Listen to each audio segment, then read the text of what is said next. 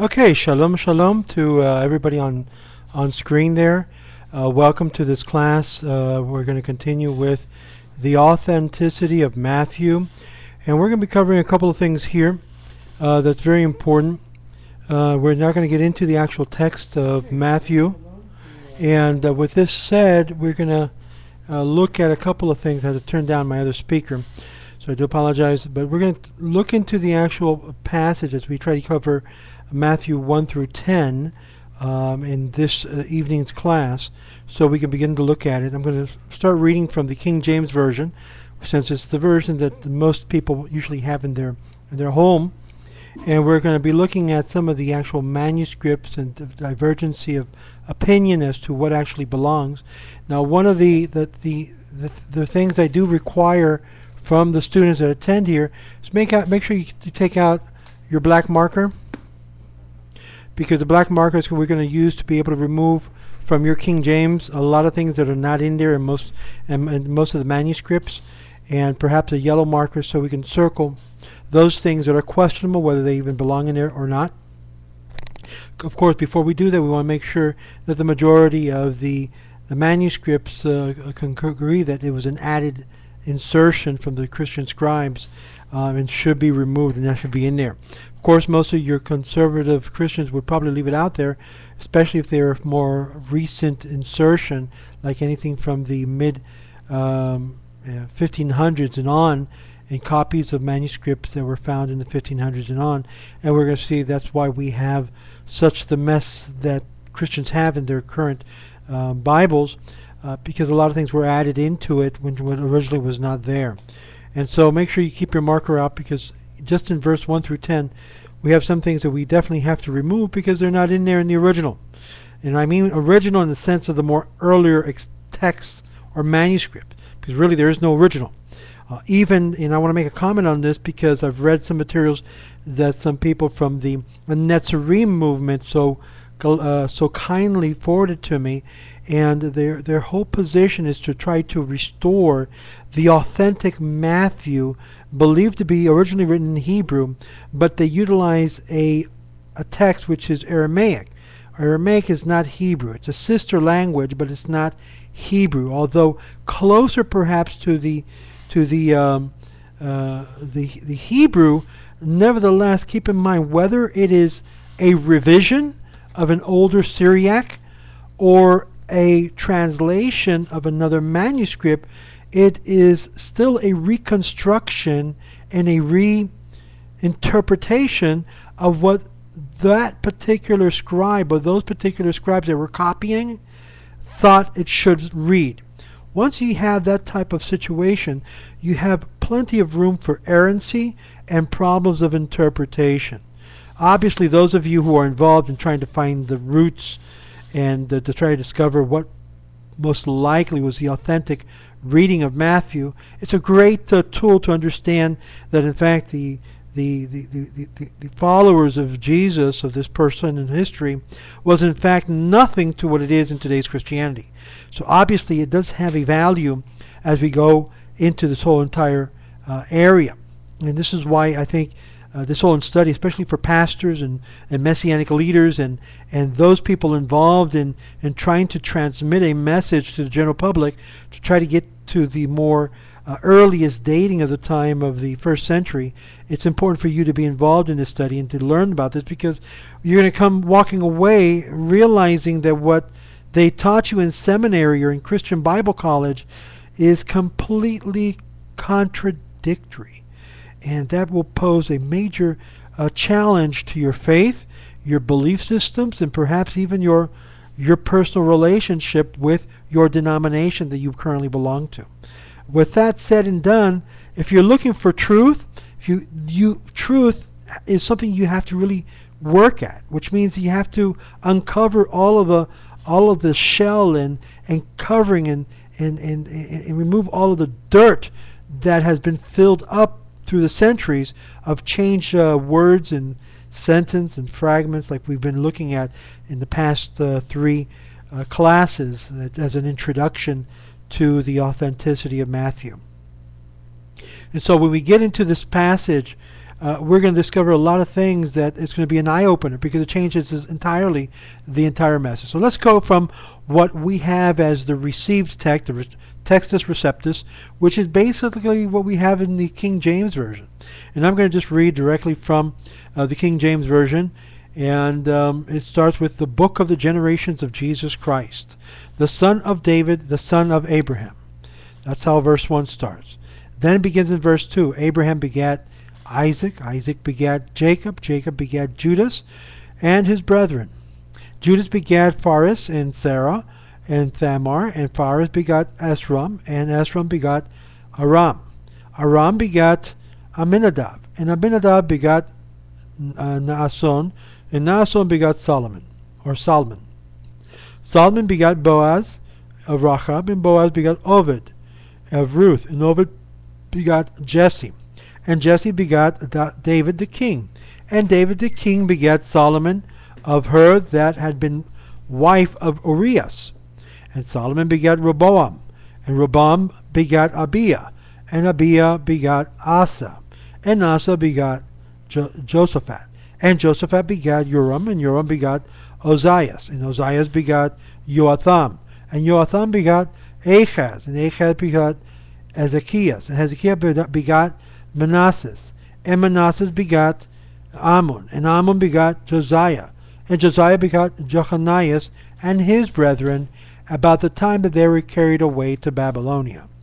And after they were brought to Babylonia, Jechoniah begat Salathiel, and Salathiel begat Zerubbabel, and Zerubbabel begat Abiud, and Abiud begat Eliakim, and Eliakim begat Azor, and Azor begat Sadok, and Sadok begat Achim, and Achim begat Eliod, and Eliod begat Eliezer, and Eliezer begat Mathan, and Mathan begat Yaakov, and Yaakov begat Joseph, the husband of Mary, of whom was born Jesus, who is called the Christ. And so all the generations from Abraham to David are 14 generations. Very important number. Yud Dalet, which is supposedly the very hand of God demonstrating this is the one. And from David until the carrying away of Babylonian are 14 generations. And from the carrying away into Babylonian unto the Christ are 14 generations. Okay, we read a little bit more than verse 10, but that's an introductory to the King James Version. But now we go into this passage, because obviously there's some major problems here.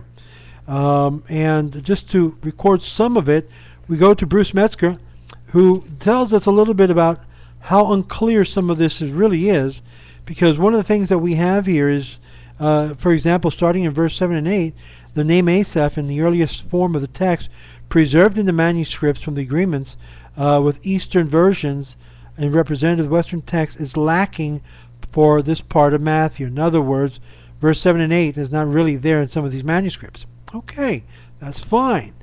They were added later on. But nevertheless, you need to know that. Although most scholars are impressed by the overwhelming weight that the word Asaph is evidence in supporting this, several demurs and commentaries goes against this and calls it Asa. That's why King James uses the word Asa, A-S-A, instead of Asaph, as to the text of Matthew. And he declares that literary criticism is not able to admit that the author, who could not have drawn up this list without consulting the Old Testament, there's our scriptures, would have taken the time of a psalmist in place of a king of Judah. It's necessary, therefore, to suppose, now listen to what Bruce Metzger says, to suppose that Asaph is a very ancient scribal error, since, however, the evangelist may have derived material for the genealogy not from the Old Testament directly, but from subsequent genealogical lists in which the erroneous spelling occurred, and therefore they saw no reason to adopt what appears to be a scribal amendation to the text. In other words, we now have problems. What actually is supposed to be in here? Are we going to change it? We're going to add it? What are we going to do here? We're going to find that one of the biggest problems in going into this whole area of Matthew, or any form of reconstruction, quote unquote, of Matthew, is that the novelty of the scribes and the new publishers being able to, at the whims, declare we think it's this way versus that way. There is no consistency. And this is why you, the Christian pastor, messianic leader, should always beware that whenever you read in theological scholarly materials such words as revision, reconstruction, or translation, we have to put a question mark as to the errancy issues and the validity as to whether that really was there in the first place. Whenever you have a revision or a rewrite of what was there prior, the new person's rewriting the whole script is having some creative influence on the text, thus putting in there and influencing a new bias into the text.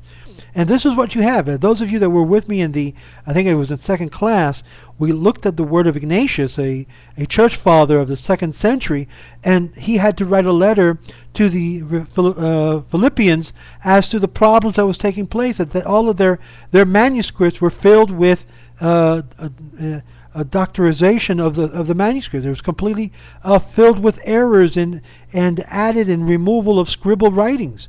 In other words, what they had in front of them was something that was not reliable. Completely manuscripts that were perverted or twisted or changed or manipulated in such a way that they could no longer trust the validity of these manuscripts as being authentic. So in step number 1, a person who really is going to do a research study as to the Gospel of Matthew or any of the Gospels or any of the New Testament has a real issue as to whether they have what they have before them is actually authentic or has been gone through so many different revisions and re-editing.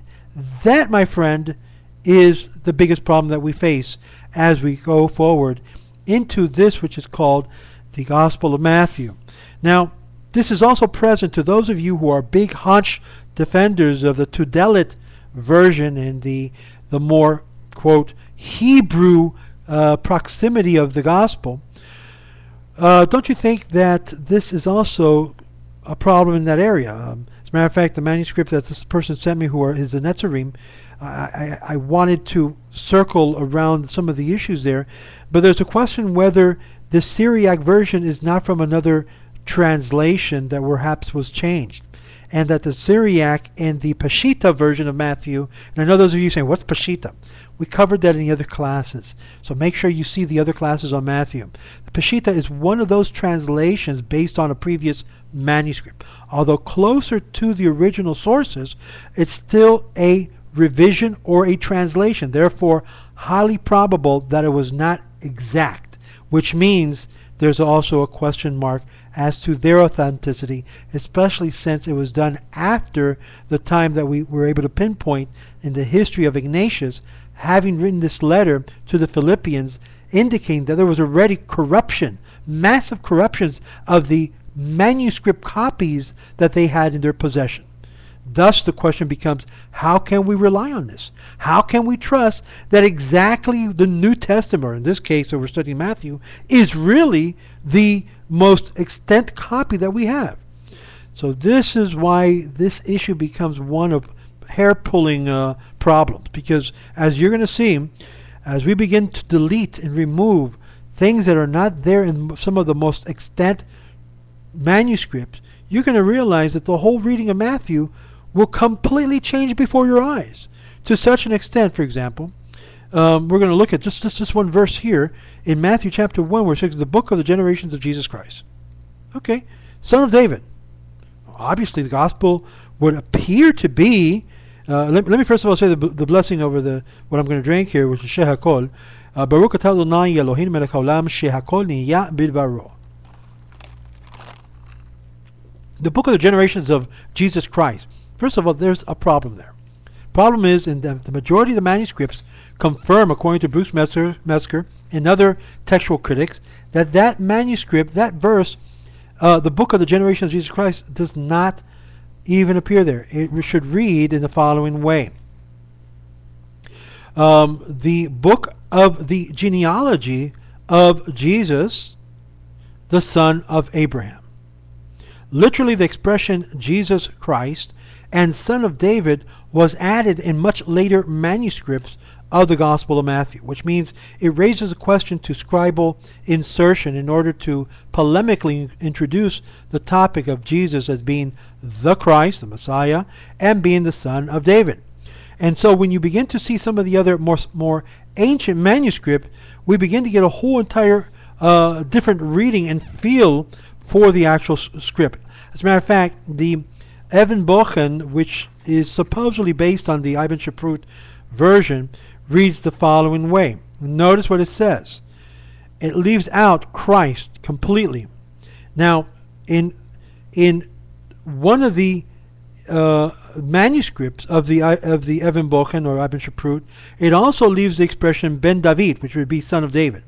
So, but because it's left out in one of the manuscripts, the author of this one book, the Hebrew Gospel of Matthew, George Howard, keeps it in the translation side as the following. These are the generation of Jesus, the son of David, the son of Abraham. Now, if you were to remove that expression, which also the Tudela does not have Ben David, son of David, if I'm not mistaken, my last reading, I may be mistaken on this, but you can read a completely different implication. These are the generations of Jesus, the son of Abraham.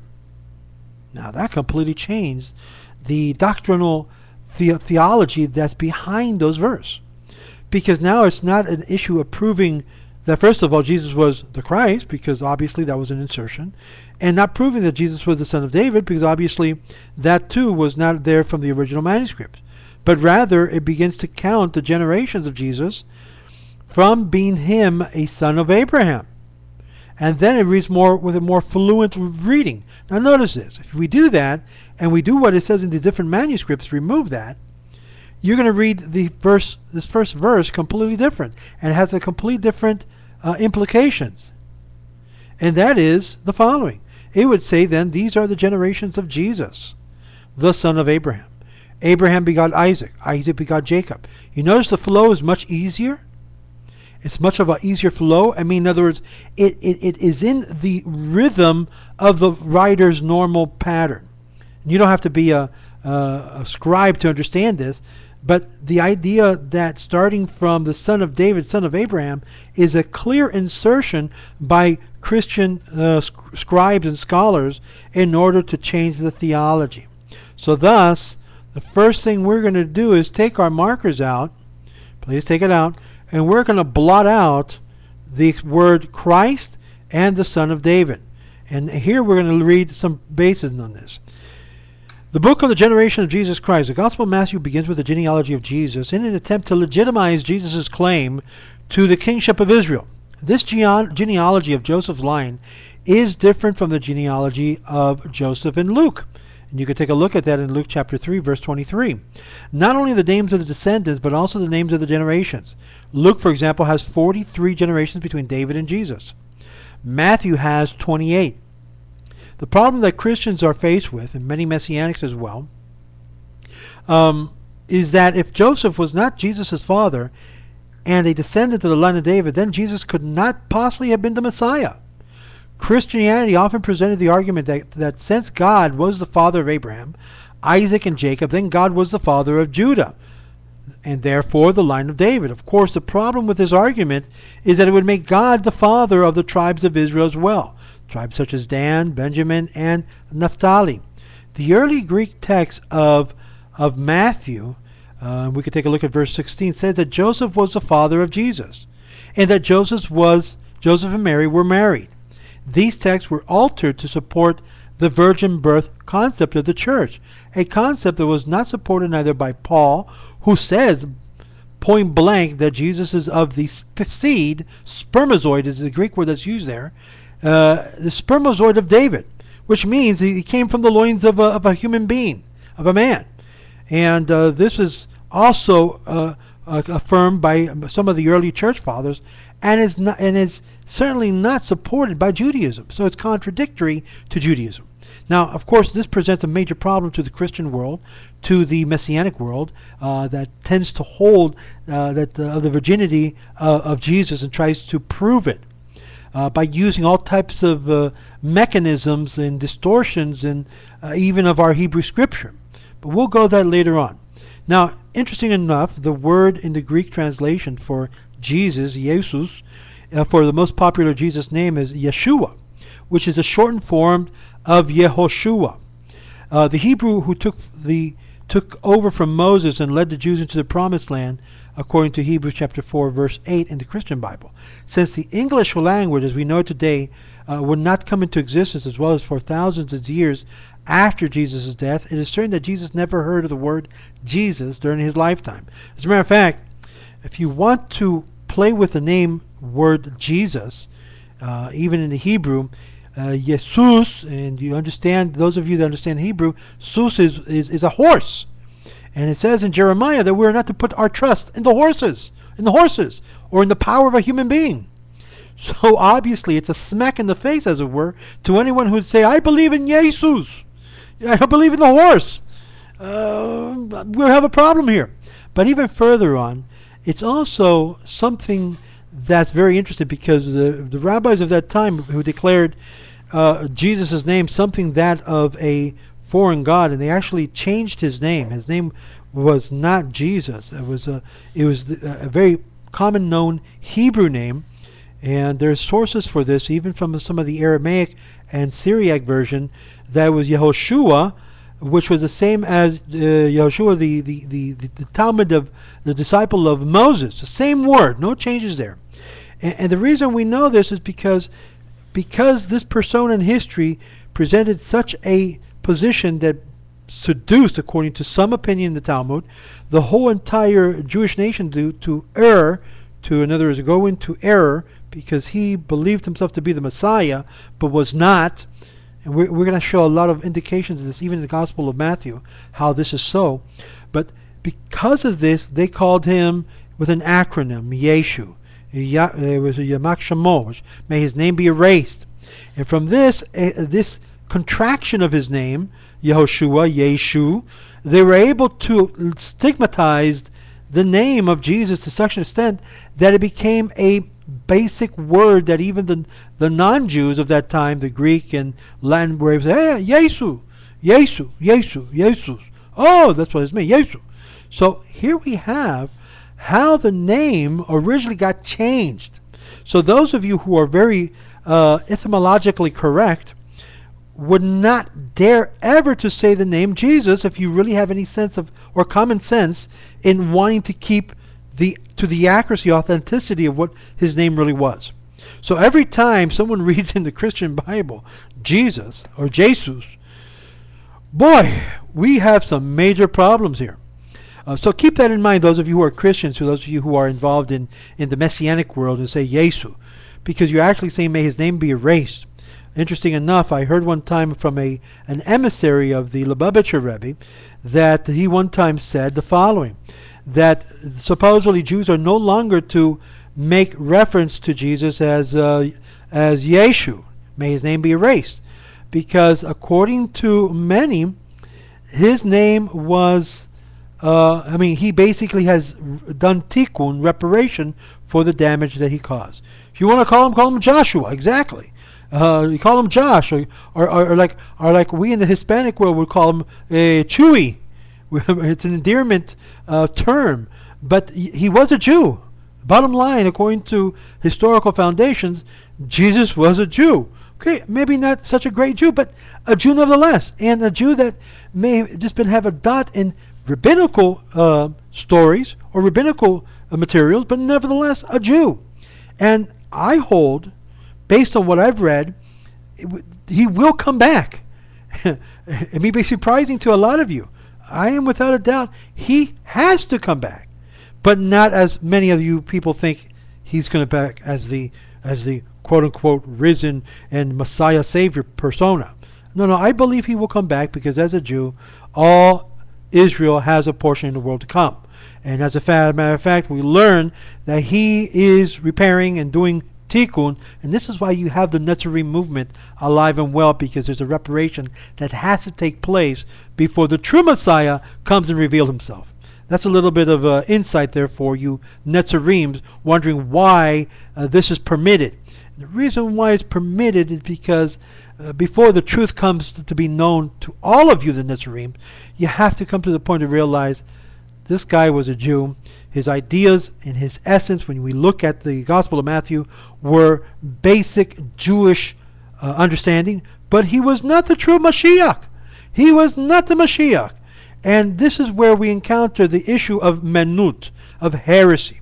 Because when you have a person who people believe to be the potential Mashiach, and he doesn't fulfill the role that's required of a potential Mashiach, and he fails as a potential Mashiach, he is no longer can be held as such. And therefore, as a failed Mashiach, he is disqualified once and for always, especially after the 45-year period, according to Daniel chapter 12, according to Rashi, that surpassed that time. Now, why is this so important for all of us to understand? Because obviously what holds to one potential Mashiach holds to all. So here we have that the sages have given us, through the Talmud, you might say a rule stick in which to measure all other potential Mashiachs that were to come and fail in their task. Once they die, guess what? They're completely yiskadal out of the title of potential Mashiach, or even Emet Mashiach. So clearly the one who will have the title Mashiach is the one that does and completes everything while he's here on earth. Not that he's going to come for a second time, or appear and reappear. Even when he appears and reappears, as it mentions in Daniel chapter 12, keep in mind, he's got to get the job done while he's here, even though he's no longer in the scenario, as it were. Okay? So, and I'll show you as we get into those areas in Matthew, based upon that. Yes, my friend Gung Fuman, you're absolutely correct. I agree with you there. That person as well.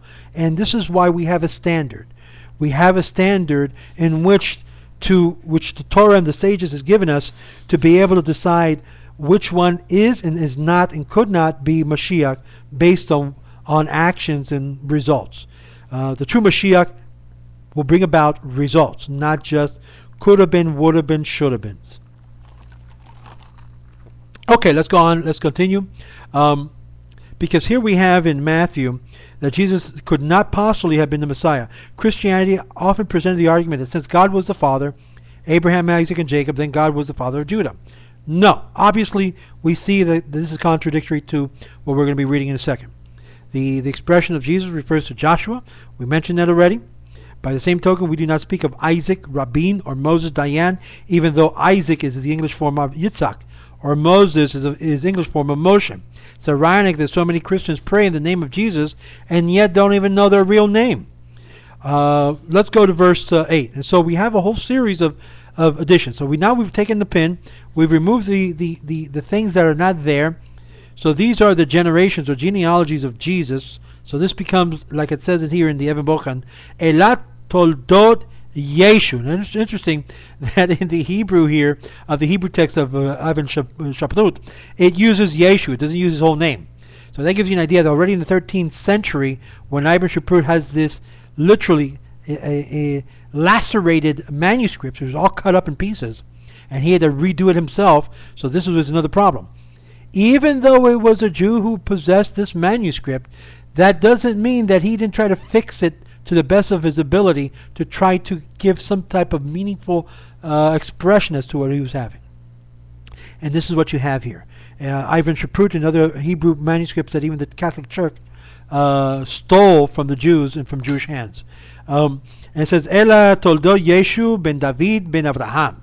So obviously, in some of the manuscripts, according to this, Ben David, Ben, son of David, is not included. And thus, it reads that in verse 1, the book of the genealogy of Jesus, the son of Abraham, and it begins, Abraham begat Isaac, Isaac begat Jacob, so forth and so forth and so forth. In verse 8, we go to verse 8, and here we have that the expression Asa, the earliest manuscript we have of Matthew, most notably, is the Sinaiticus Vaticanus in the Papyrus number 1. It has the name Asaph instead of Asa. Also in verse 10 we have the expression Ammon. Earlier manuscripts have Amos instead of Ammon. So obviously we have some major scribal errors here. And here we begin to delve deep into some of the problems of this. Now I want to read something that John Lightfoot, those of you who don't know who John Lightfoot is, he's a Christian theologian. He was a Hebraist, and he has written an extant commentary based on Talmudic sources for all of this. And he mentions here on verse 1 the following, which I thought was very interesting to read because it's based on the Babylonian Talmud Kiddush 65:3 and 71, which mentions that Rabbi Isaac, who said, "A family of polluted blood that lies hid, let it lie hid." Abai also said, "We have learned also this tradition that there was a certain family called the family of Bet Zarepha beyond the Jordan, and a son of Zion removed it away." He took it away. And some of the glossary has it that it was an eminent man by public declaration declared it impure, because he caused another which was such that it was impure to come near. Now, interesting enough, the Sanhedrin has special laid a claim and said settled in Jerusalem to preserve family purity or pure lines, yichus, and much of the lay they played on this. They prescribed canons of written letters, trying to preserve the legitimization of the people, and that you may see things that follows in place. For example, we learn in one of the editions of Bava Yevamot and some of the other volumes that Simon ben Azai deserves, it says by Lightfoot, our notice. "I saw," says he, "a genealogical scroll in Jerusalem," other versions uses the word Tiberius, "in which it was thus written, N, a bastard of a strange wife, a mamzer of a wife that was estranged," another adulteress. Observes that even a bastard was written in their public books of genealogy. So interesting enough that the genealogical records were trying to be preserved to know exactly family lines. So apparently during the first century, where you were descended from, genealogy, was a major issue. Later on, we read in Christian books, as in Paul, says don't get into genealogical discussion that has no edification. He tries to scurve this issue of genealogical records, because as we're going to see in a few minutes, or not in a few minutes, but later on as we study this passage, we have some major problems with Jesus and his claim of being a Messiah from the line of Jeconias, who happened to have been cursed by the prophet Jeremiah, that his children would become bearless and have no fruit. Something of which, according to some opinions, the Messiah was to be fruitful and multiply and have many sperms or many descendants. Obviously, this creates a major problem for those who wishes to push Jesus as the in facto Messiah of the Jewish people, because we know by tradition or Christian tradition he had no children, although the reality was completely contrary to the notions out there. We also know that he was married, but of course, according to tradition, Christian tradition, he never had a wife. He was a celibate. So, as I one time commented to Father Albert Coutier on a television show with Christina Saraleghi, I go, you know, Father Albert, Jesus had a wife. His wife was Mary of Magdala. And he goes, well, how do you know that? I told him, well, take a look at the gospel. It says the first one came out to the encounter was Mary of Magdala. It's not that she was a prostitute, just the opposite. The reason why she hugged him after he told him, don't touch me, I have not ascended, was because she was his wife. She was glad to see him alive. Which we're going to look at that passage, because we're going to see that he actually survived the crucifixion with the help of the Perusians. The Perusians actually were on his side. They didn't want to see a fellow Jew knocked off by the secular Roman government in cahoots with the Sadducean power. Just the opposite. As we're going to look at it, we see a whole different type of story, the one that contradicts what's been portrayed by traditional and mainstream Christianity and been portrayed by the Messianic world. Completely different. This one is a historical one that when you come to realize it, I'll be honest with you, you're going to have to become Jewish. Because after all, he was a very, very zealot Jew himself. As a matter of fact, when we get into chapter 4 and 5, some of the statements that he says, it's gonna shock you as a Christian. Because he says is that if your righteousness doesn't exceed this basic standards of the Pharisees and scribes, guess what, guys? You're not coming in. You're not part of the in group. Wow. That means you have to keep all the commandments. He even tells you if you even change one letter, you can become called, the lowest in the kingdom. You're nothing. You're Ephes. You're zero. So how have we changed what originally was said to what it is today? What happened here? What happened here is that the early movement was usurped by the power of Rome, and Rome took control and decided to destroy the Jews and everything that had to do with those of Davidic descendants, to such an extent that we read from Josephus that there was an ongoing persecution of anyone who was from the Yichus David. To such an extent, our Talmud says, in Talmud, if I'm not mistaken, Sanhedrin 49, it mentions that even with Yeshu, they had to deal with him a little bit differently, even the religious among our people. Why? Because he was connected with Malchut. Malchut means kingdom. Now, of course, there's two interpretations. Some believe Malchut there referred to connections with Rome, because only certain houses were allowed to be involved in the political issues with Rome. Not any Jew could deal with the Roman power and the political gamut. But the house of David and the house of Gamaliel, Hillel, were permitted to be able to be involved in the political discussion and the political interaction with them, because they were believed to be of Malchut, of Davidic descendants. Whether authentic right to usurp the Davidic throne or not. And I would say to you, even to my fellow Jewish friends, I have no issue to say that Jesus was of Davidic descent. The problem with Jesus was not whether he was or who wasn't of Davidic descendant. The problem is, first of all, you have major distortions in the Gospel of Matthew. That's number one. And number two, the Christians completely destroyed and corrupted their own manuscripts, not knowing what they did. Number three, the fact that he was of Davidic descendant and did not do the minimal levels to be a potential Mashiach clearly sealed his fortune once and for always, that he was not an actual Mashiach. He many times said, "How many times have I tried to gather you as a hen does to their chicks?" He failed miserably in one of the basic elements that the Messiah is supposed to do, which is what? Gather together all of Israel as one people, united under one God. And he failed. So what did they do? What did the church do? They postponed it for a second coming. Past 45 years after his supposed ascension, nothing. Past 100 years, nothing. Past 1,000 years, and nothing. Past 1,500 years, still nothing. Daniel chapter 12 came, the chapter 12 qualification of the appearance and reappearance passed by, and still nothing. Sabbatai Shvi, same thing. 45 years came and by, nothing.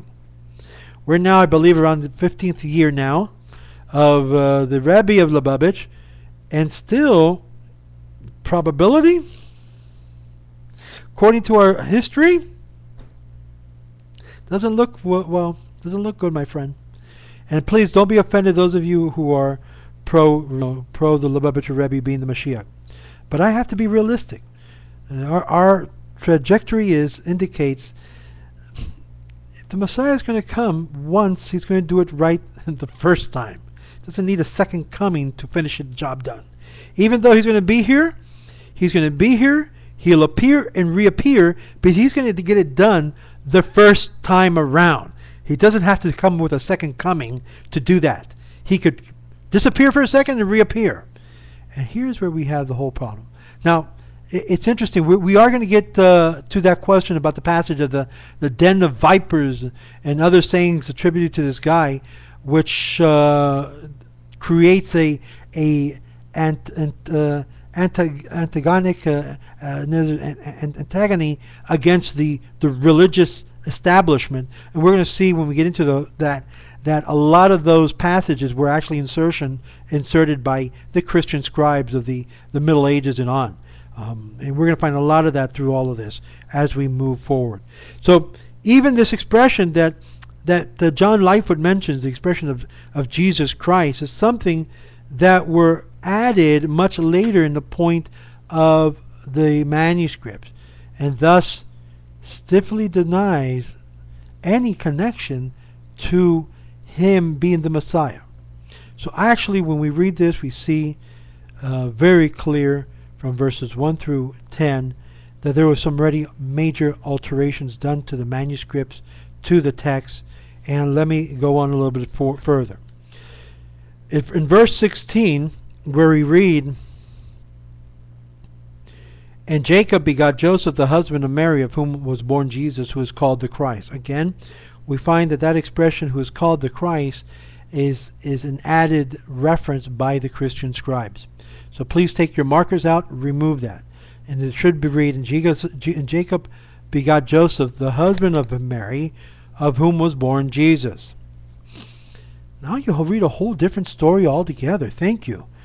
In the early, nearly 5,000 Greek manuscripts containing Matthew, there are many thousands of variations in the Greek text, so many that no two manuscripts are alike.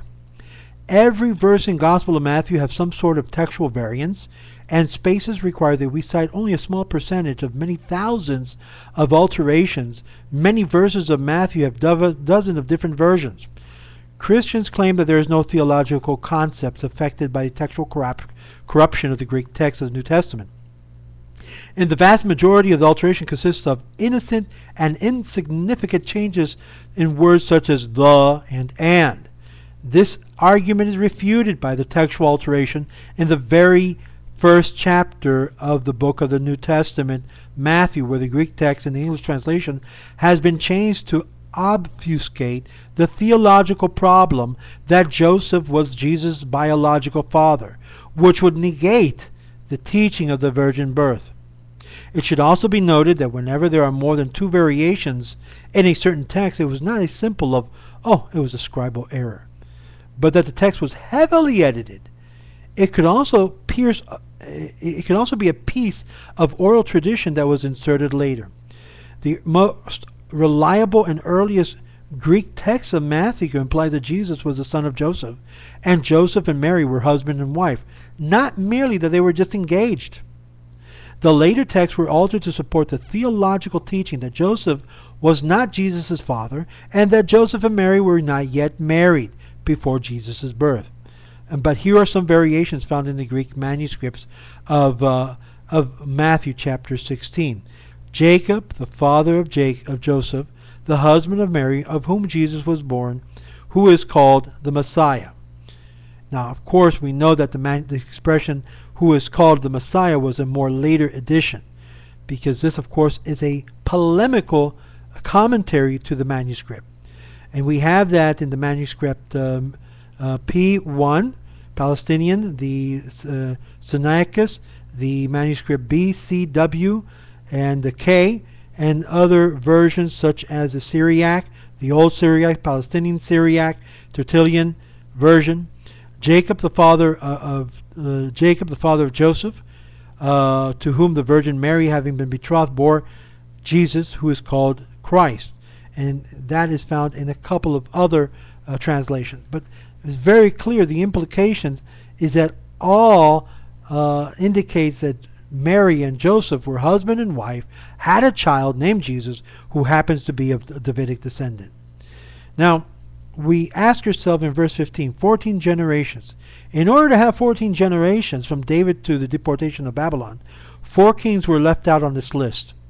You have Ahaziah, the son of Jehoram, Joash, the son of Ahaziah, Amaziah, the son of Joash, and Joachim, the son of Josiah. You could take a look at 1 Chronicles, chapter 3, verse 10 through 16, and you can also note that Uzziah and Azariah were the same person. 2 Kings 14, verse 21, and 2 Chronicles chapter 26, verse 1. Now, we now have a major change in theological concept. Now I want you to notice what it says in verse 18. Now the birth of Jesus Christ was on this wise. The birth of Jesus Christ was this wise. In the Sinaiticus manuscript and other earlier Greek texts, they have the expression Jesus the Messiah. The Vatican has Christ Jesus. The Old Italic and other texts have Christ. Codex W has Jesus, simply Jesus. What does that mean? Okay, let me see. In the beginning, it leaves out Christ, and everything says who is called Christ. All of those areas that says who is called Christ or mentions Christ, if you blot it out, remove it because it wasn't there, you have a whole different reading. Let me explain what I mean. I'm going to read this whole entire script with this edition, and you're going to see how differently the manuscript reads. The book of the generation of Jesus, son of Abraham. That's what it says in verse 1. Okay, so let's go a little bit further because it goes all the begats. And let's go now to verse 16. And Jacob begat Joseph, the husband of Mary, of whom was born Jesus. You see now where we're going at? From Abraham to David are 14 generations. From David until the carrying of Babylon are 14 generations. Now the birth of Jesus was on this wise. If you look at the way it reads, it sounds exactly like the Toldot Yeshu of the middle century. As a matter of fact, there's a lot of commonalities between how the manuscript would read in more of the ancient script and that of Toldot Yeshu. Now you say, what's Toldot Yeshu? That's for another class. It's a whole delineation of the generations of Jesus according to the rabbinical sources. And the whole story changes. Well, with here, we're going to have to unfortunately end our class tonight. But please, we're going to put this up on YouTube. Those of you who love to share this with your Christian friends, I would recommend you do that. Recommend you send it to your pastors, to your messianic leaders.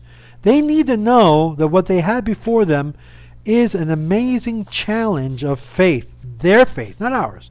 Their faith, because these changes in theological underpinnings means a radical change in the faith, the Christian faith. And this is why I challenge ministers and pastors and Christians, do yourself a favor. Study. I'm going to use Paul's words. Study to show yourself approved before God, a workman that has nothing to be ashamed of. Fortunately, you have many pastors and ministers and clergy who has to be ashamed because they have no response to these criticism, to this issue that's completely reeking for an answer. This is why Christians come and ask their pastors, Pastor, is it true that it says... What is the pastor going to say? Let me search that and never get back to you. Well, that's why we're doing this class specifically for that purpose. And you, my fellow Jew, who are involved in Jews for Jesus or involved in the church world, involved in, let me say this, the closest thing to Judaism is a pseudo-messianic world called Nitzaremes. To you who are involved in that world too, or other pseudo-messianic movement, as Rabbi Shach would say about another movement, the closest thing to Judaism. Let me say this. Why don't you become not the closest thing to it? Why don't you get into it, into the authentic, into Judaism? And of course, we understand that yes, Orthodox Judaism is plurality, and there's various positions and so forth. But you know what? At least it's within a certain perimeter. You say, okay, this is the Orthodox world, and there are various points of positions. But this area, when we get to declare someone Mashiach, when he did not qualify, when he's not it, he didn't fulfill the role, he died before even being able to get it started in its complete power, just doesn't cut it. You know, people can smell a lie a mile away, and especially the young people. Young people realizing, you know, what is this? You sold us a piece of stuff that's no good here. So, oy vey. It's time to get real. It's time to get honest with us. He's not it? Okay, fine. He could have been, should have been, would have been. Next. And that's where we're at. We still believe in the coming of Mashiach. That's what the Rambam says. And we're looking strongly for the one that will fulfill all the requirements. I wish you and yours a Shalom Aleichem, a good week. and write us at Ways of Israel at AOL.com, or in Spanish, Los Caminos de Israel, @yahoo.com. Shalom, shalom, and thank you for being part of our class.